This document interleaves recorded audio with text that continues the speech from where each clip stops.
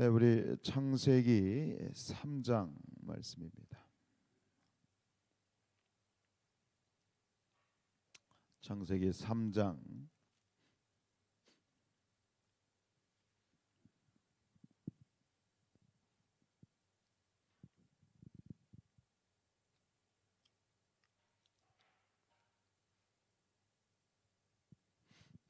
교도가시죠. 그런데 뱀은 여호와 하나님이 지으신 들짐승 중에 가장 간교하니라. 뱀이 여자에게 물어 이르되 하나님이 참으로 너희에게 동산 모든 나무의 열매를 먹지 말라 하시더냐.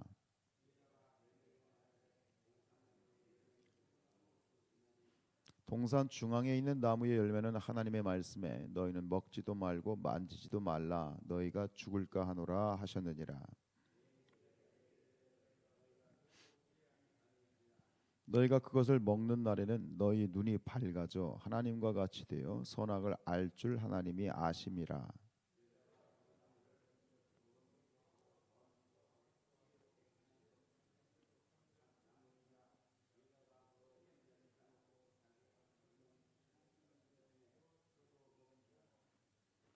이에 그들의 눈이 밝아져 자기들이 벗은 줄을 알고 무화과 나무 잎을 엮고 치마로 삼았더라.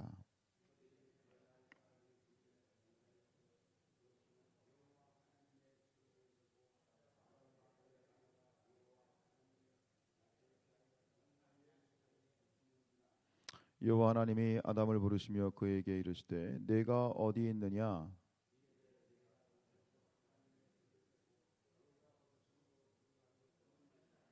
이르시되 누가 너의 벗었음을 내게 알렸느냐. 내가 네게 먹지 말라 명한 그 나무 열매를 네가 먹었느냐.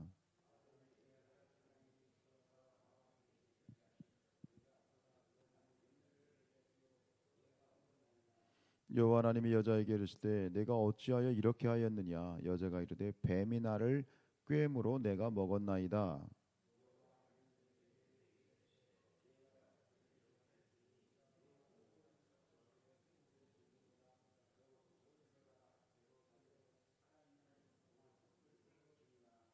내가 너로 여자와 원수가 되게 하고 네 후손도 여자의 후손과 원수가 되게 하리니 여자의 후손은 내 머리를 상하게 할 것이요 너는 그의 발꿈치를 상하게 할 것이니라 하시고.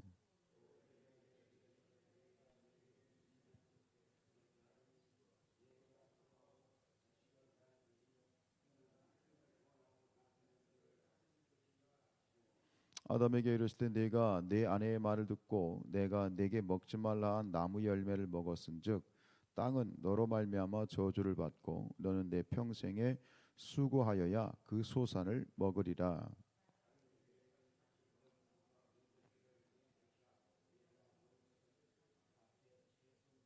네가 흙으로 돌아갈 때까지 얼굴에 땀을 흘려야 먹을 것을 먹으리니 네가 그것에서 취함을 입었음이라. 너는 흙이니 흙으로 돌아갈 것이니라 하시니라.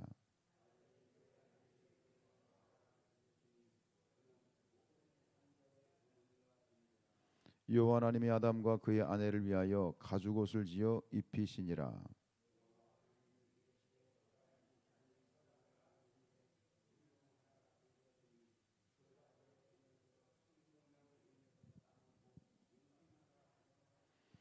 여호와 하나님이 에덴 동산에서 그를 내보내어 그의 근원이 된 땅을 갈게 하시니라.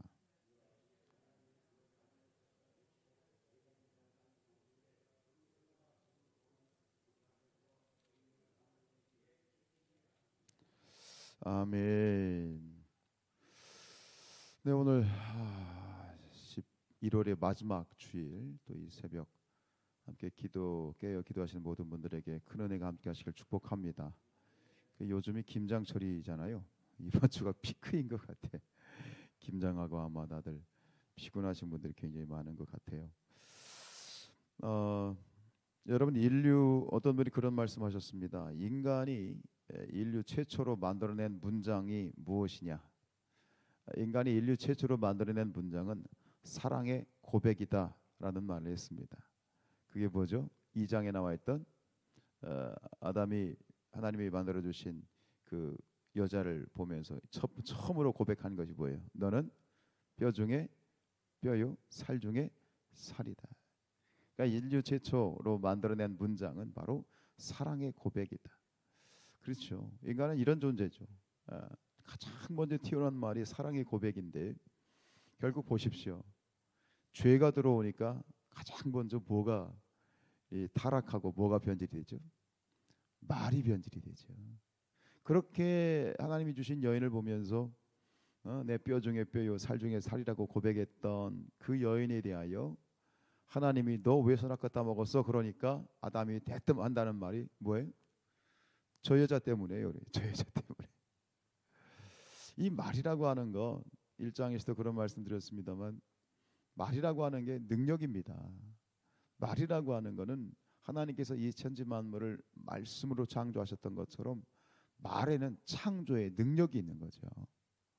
우리 그리스도인들은 이 말의 능력을 알아야 되겠습니다. 그래서 말을 잘하는 사람이 돼야 돼. 근데 이게 우리가 죄성 가운데 본질적으로 죄를 가지고 태어난 존재이기 때문에 이 말이 곱질 않아.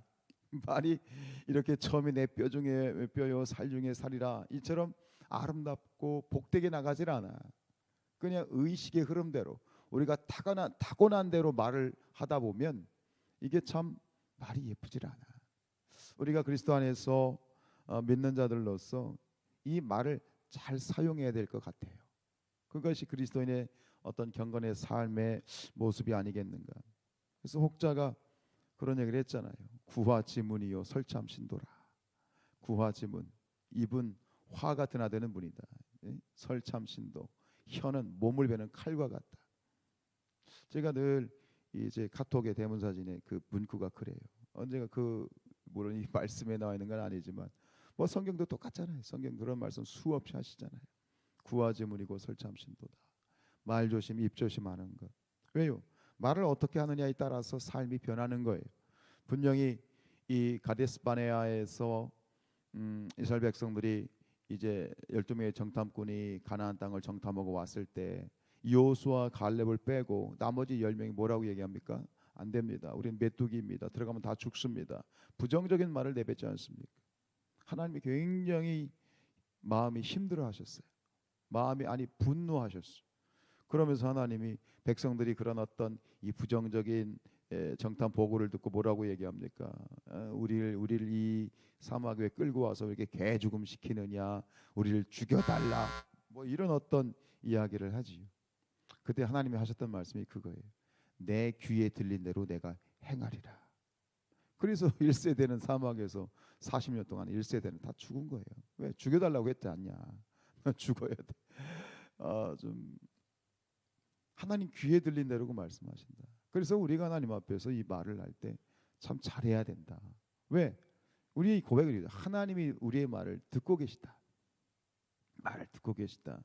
그래서 우리가 마음에는 그렇잖아요. 감정적으로는 힘들고 어렵고 또 여러 가지 문제들이 있겠지만 하나님 앞에 우리의 입술을 통해서 감사가 고백될 수 있기를 축복합니다. 하나님을 찬양하고 상황은 똑같아요. 근데 상황은 똑같지만 어떻게 말하느냐 이건 다른 문제잖아요. 하나님은 우리의 말을 듣습니다. 그리고 우리가 말한 대로 하나님이 행하시겠다고 약속을 하셨습니다. 오늘 3장은 바로 그렇게 유명한 너무너무 유명한 너무나도 잘 알고 있는 말씀, 이 선악과의 사건을 통해서 이 인류가 최초 인간이 타락한 이 원죄가 발생하는 굉장히 참 의미 있고 중요한 그런 장 아니겠어요? 우리가 잘 알지요.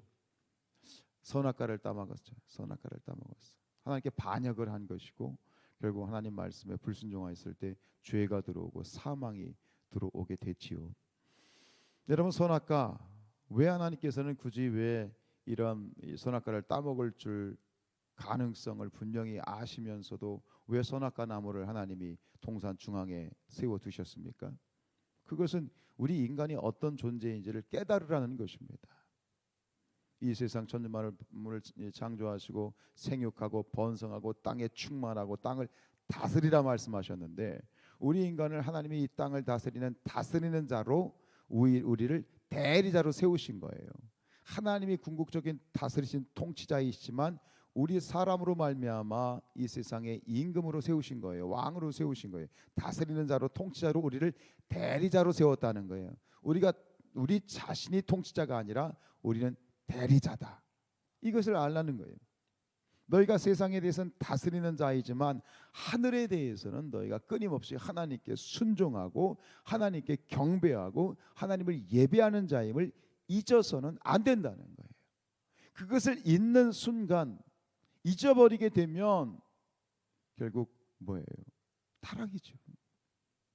결국 이 선악과 사건이 바로 그런 거예요. 그걸 잊었죠. 뭐 어떤 결국은 이 말씀 속에서 뱀이 이제 와가지고, 뭐 뱀이라기보다는 사단이 그 뱀을 통해서 역사한 거죠. 그래서 이제 하와를 꼬셨을 때 결국 앞에서 말에 대한 말씀을 드렸습니다만, 이 타락의 시작은 하나님 말씀에 대한 왜곡에 있어요. 오늘 이 3절에 보면 뭐라고 되어 있죠? 3절에 여자가 이 뱀이 야 하나님이 이거 먹지 말래? 그랬더니 때뜸 여자가 한다는 말이 이렇게 얘기합니다. 3절에 보면 하나님의 말씀에 그러고 그래요. 하나님이 이렇게 말씀하셨어요 라고 얘기하는데 뭐라고 얘기합니까? 너희는 먹지도 말고 만지지도 말라. 너희가 죽을까 하노라. 이렇게 말씀하셨어요 라고 얘기합니다. 먹지도 말고 만지지도 말라. 여러분, 하나님이 정확하게 말씀하신 것은, 자 보세요. 먹지도 말고 만지지도 말라. 너희가 먹는 날에는 뭐죠? 너희가 만지도 말라. 그러면서 너희가 죽을까 하노라. 가능성을 열어놨어. 죽을 수도 있지만 또 뭐라? 안 죽을 수도 있다는 가능성을 열어놓은 거예요. 먹지도 말라, 만지도 말라. 너희가 죽을까 하노라. 죽을 수도 있다. 근데 하나님이 말씀하신 정확한 말씀이 뭐죠? 그게 2장 17절에 있거든요. 한번 보세요. 2장 17절하고 비교를 한번 보세요. 이렇게 얘기하죠. 나무의 열매는 뭐하라? 먹지 말라 그랬어. 만지지 말라는 말씀이 있어요, 없어요? 없어요. 그 다음에 내가 먹는 날에는 어떠리라? 반드시예요. 먹으면 넌 죽어 이렇게 돼 있어. 근데 말씀이 여기서 가감 변질이 된 거예요. 여기서 뭐가 더해졌어요? 만지지 말라는 말이 보태졌어요. 그리고 감 빠졌어요. 반드시라는 빠졌고, 그리고 변질이 됐죠. 죽을까로 변질이 된 거예요. 왜 하와가 이 하나님의 말씀을 자기가 이렇게 들었다고, 말씀하셨다고 이렇게 얘기했을까요? 어떤 분이 그런 말씀을 하시더라고요. 하나님이 이 선악과에 대한 명령을 내리셨을 때 그 말을 직접 들은 사람은 누구다? 아담이라는 거죠. 하와는 그 자리에 없었다는 거예요. 하와는 아담의 말을 통해서 하나님의 말씀을 전해 들었다는 거죠. 그러니까 정확한 하나님의 말씀을 이 여자는 그 말씀을 어찌 보면 몰랐을 수도 있지만, 결국 이 타락이 우리의 신앙의 변질도 마찬가지고 신앙의 타락도 마찬가지고, 정확한 하나님의 말씀을 가지는 것이 얼마나 중요한 것이냐. 전에서 듣고 이래서 듣고 간접적으로 듣는 것이 아니라 내가 말씀을 정확하게 읽고 듣고 묵상하고 암기하고, 저기 데살로니가에 있는 베레아에 있는 성도들처럼 말씀이 정말 그러한가 하여 깊이 상고했다고 그랬어요. 깊이 상고했다는 얘기는 뭡니까? 말씀을 공부했다는 거예요. 비교 분석했다는 얘기예요. 왜? 정확한 말씀을 내가 받기 위해서. 결국 인류의 타락은 말씀의 가감 변질에 있어. 말씀의 왜곡에 있는 것이죠.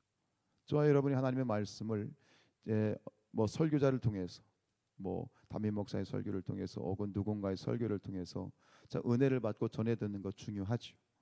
근데 가장 중요한 건 뭐냐면, 신앙이 성숙하면서 우리가 하나님의 말씀을 그대로 있는 그대로를 받을 수 있는 그런 어떤 우리의 노력과 또 수고가 필요하지요. 말씀을 받는 자로서, 말씀을 우리가 이 생명의 말씀을 받는 자로서 그 말씀을 정확하게 받는 그런 우리의 훈련이 또 필요할 것 같아요. 그리고 여러분들이 가진 모든 말씀들이 정확하게 말씀을 통해서 여러분들이 비교하고 분석할 수 있는 또 그런 신앙도 필요한 것 같아요. 하나님의 정확한 말씀이, 생명의 말씀이 우리 가운데, 여러분들 가운데 있어지길 축복합니다. 그럼 이단도 마찬가지잖아요. 저 신천지에 가서 공부를 해요. 봤더니 의외로 많은 분들이 신천지를 경험했더라고요. 우리 성도들도. 근데 보면 그 말씀을 받죠. 근데 나중에 보면 이게 공부할 때 정말 열심히 공부하더라고요. 노트에다가 막 다 쓰고 그렇게 공부하면 서울대학교 갔을 것 같아요. 그런데 그 말씀이 정말 그런지 안 그런지를 분별할 수가 없는 거예요. 분별할 수가 없는 거예요. 안타까운 것이고 그게 우리의 현실이기도 하겠지요. 정확한 말씀을 말씀으로 받을 수 있는, 말씀을 말씀으로 풀어갈 수 있는 그런 우리의 믿음, 우리의 신앙이 되어질 수 있길 주님의 이름으로 축복합니다.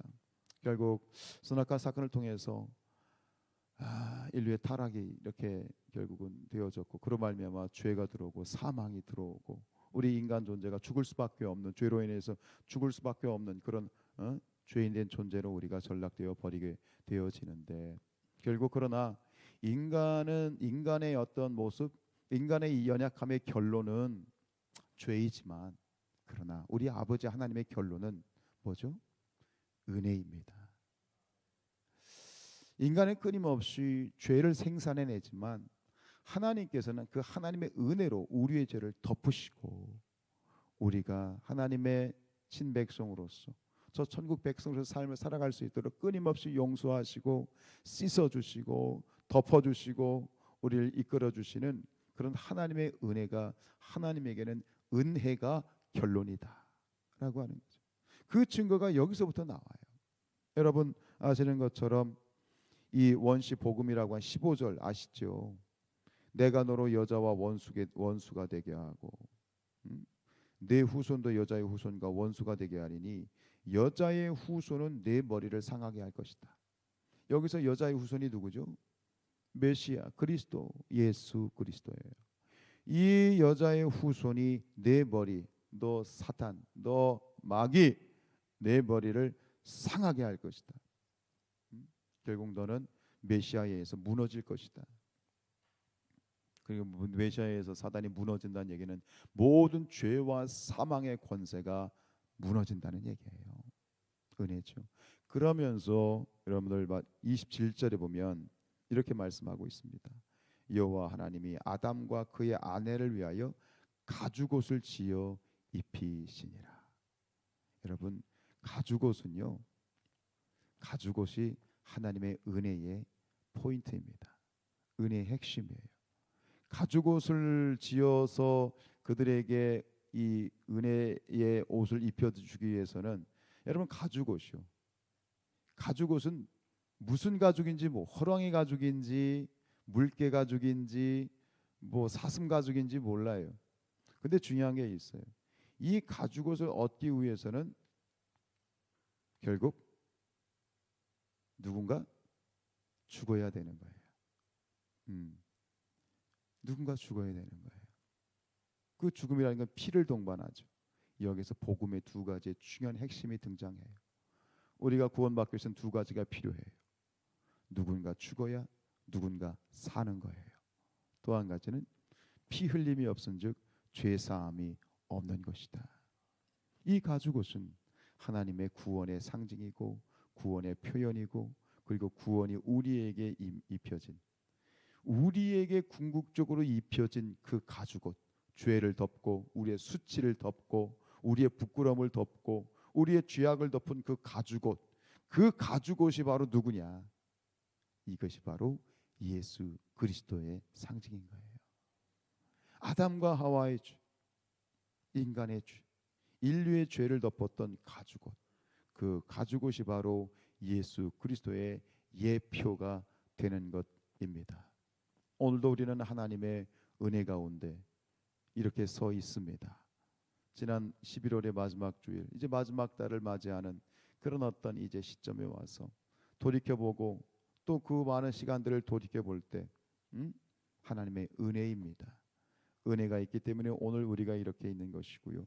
은혜로 살아가고 있는 것이 우리의 진실된 모습이지요. 오늘도 우리의 삶이 하나님이 주신 그 은혜 가운데에서 이 복된 주일이 더 큰 은혜가 임할 수 있기를 또 임하시기를 주님의 이름으로 축원드립니다.